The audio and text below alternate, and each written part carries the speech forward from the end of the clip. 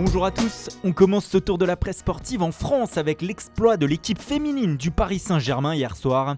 Les Parisiennes ont mis fin à 14 ans de règne de l'Olympique lyonnais en décrochant le titre de championne de France ce vendredi soir. Après une ultime victoire face à Dijon 3-0 lors de la dernière journée, les coéquipières d'Irene Paredes ont décroché le Graal, le premier de leur histoire. Cela valait bien la une du Parisien ce samedi qui s'exclame « Elles l'ont fait ».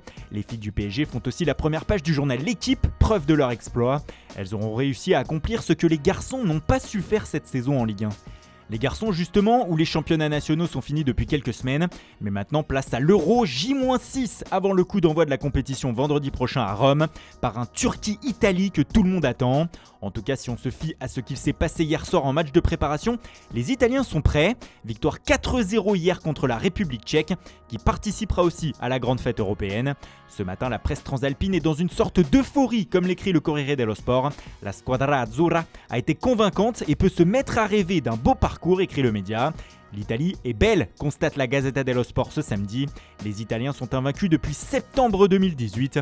Il faudra compter sur eux cet été. Il faudra aussi surveiller les parcours de l'Espagne et du Portugal. Hier soir en match de préparation, les deux formations n'ont pas montré tout leur potentiel. Résultat 0-0. Pour Marca ce samedi, la grande satisfaction du soir, c'était le retour du public au Wanda Metropolitano, où 14 743 personnes étaient présentes. Désormais, ce serait bien que les buts reviennent aussi, demande le média à Alvaro Morata et ses partenaires.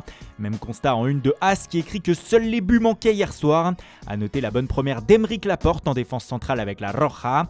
Pour Abola, les deux nations se quittent amis pour toujours, et même encore plus, puisque le match était aussi l'occasion de sceller la candidature commune des deux pays à l'organisation de la Coupe du Monde 2030.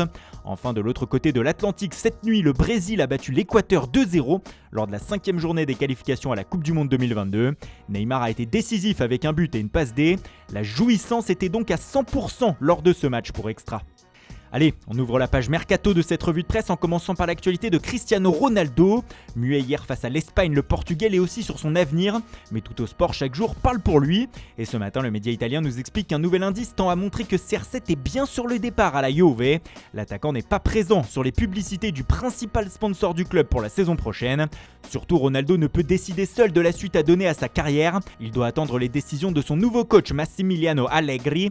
Et selon le média, ce dernier préférait garder Paulo Dybala. Mais l'Argentin n'a pas eu de contact avec les dirigeants de la Juve depuis un mois. Les destins de CR7 et Dybala sont donc liés pour les prochaines semaines. En revanche, Allegri ne devrait pas attendre pour le retour de Miralem Pjanic. Selon Sport, c'est en bonne voie, le Bosnien se rapproche d'un retour à Turin. Tout au sport évoque aussi ce matin le cas Olivier Giroud. Hier, nous vous le disions dans le formidable JT Mercato de Guillaume Vigier. L'attaquant français a prolongé son contrat d'1 an avec Chelsea. Mais selon le média italien, pas de panique, Giroud va tout de même débarquer à l'AC Milan cet été. Cette prolongation est juste faite afin qu'aucun club de Première Ligue ne chippe le champion du monde 2018 gratuitement.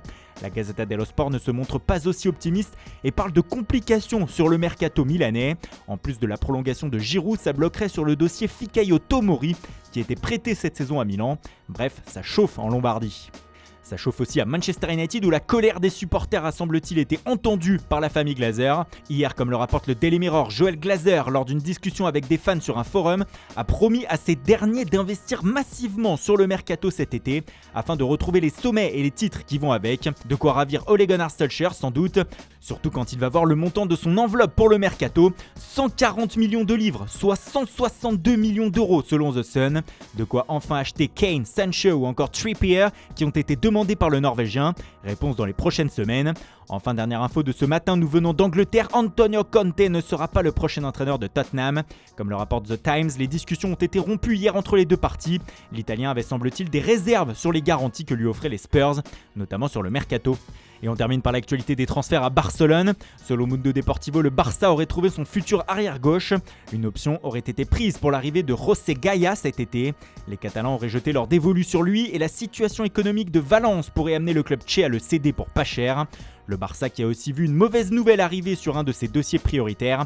Selon le média, le PSG est entré dans la danse pour shipper Georginio Wijnaldum au Blaugrana. Les Parisiens auraient proposé 8 millions d'euros de salaire annuel aux Néerlandais, soit le double de ce que propose le Barça. De quoi le faire réfléchir. Ça se complique pour Wijnaldum, du coup écrit Sport ce matin, alors que pour Memphis Depay, son arrivée se rapproche, surtout avec le maintien à son poste de Ronald Koeman. Voilà, c'est tout pour aujourd'hui. Merci pour votre fidélité. Bonne journée à tous et rendez-vous dès demain matin pour une nouvelle revue de presse.